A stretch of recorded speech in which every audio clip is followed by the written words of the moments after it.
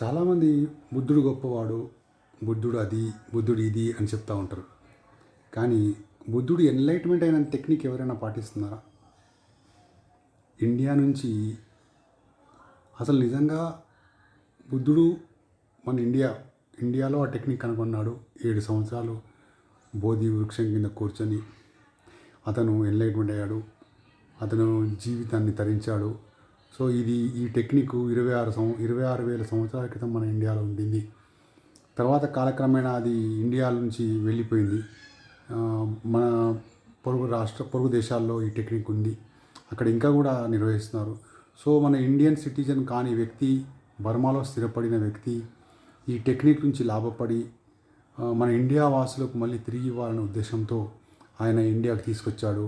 ఆయన మరెవరు కాదు, మన విపాసన స్థాపించిన సత్యనారాయణ గోయంకా సార్.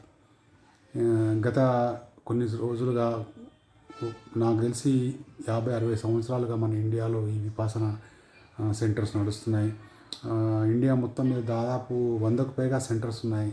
మనకు సంగారెడ్డి జిల్లాలో కొండాపూర్ దగ్గర ఉంది, హైదరాబాద్లో వనస్థలిపురం దగ్గర ఉంది, నిజామాబాద్లో ఉంది. ఈ విపස්සనాలో 10 రోజులు కోర్సు చేయడం వల్ల మన యాంగ్జైటీ మొత్తం రిమూవ్ అవుతుంది. ఇది చాలా మంచి టెక్నిక్. నేను ఇటీవల చేసి వచ్చాను. 10 days కోర్స్ చేశాను. తర్వాత నేను రెగ్యులర్గా ప్రాక్టీస్ చేస్తున్నాను. మళ్ళీ 3 నెలల తర్వాత నాకు ఇంకా 10 days వెళ్ళాలనుంది. ఇది చాలా పెద్ద వారు కూడా ఈ టెక్నిక్స్ పాటిస్తారు. మనకు ఇటీవల నటి యమున కూడా దీని గురించి చెప్పడం జరిగింది. పెద్ద గొప్ప వ్యక్తులు చాలామంది, కిరణ్ బేడి, మన కేజ్రీవాల్ అంటే పెద్ద గొప్పవారు కూడా ఈ టెక్నిక్ యూజ్ చేస్తారు, ప్రాక్టీస్ చేస్తారు. ఫ్రెండ్స్, ఇది మీరు అక్కడికి వెళ్ళలేని పరిస్థితి ఉన్నా కూడా మనకు యూట్యూబ్లో దొరుకుతుంది. మనం విపాసన మెడిటేషన్ అని కొడితే నేను పత్రిజీ గారి పిరమిడ్ మెడిటేషన్ చేస్తాను. సేమ్ అదే విధంగా ఇది కూడా ఉంటుంది.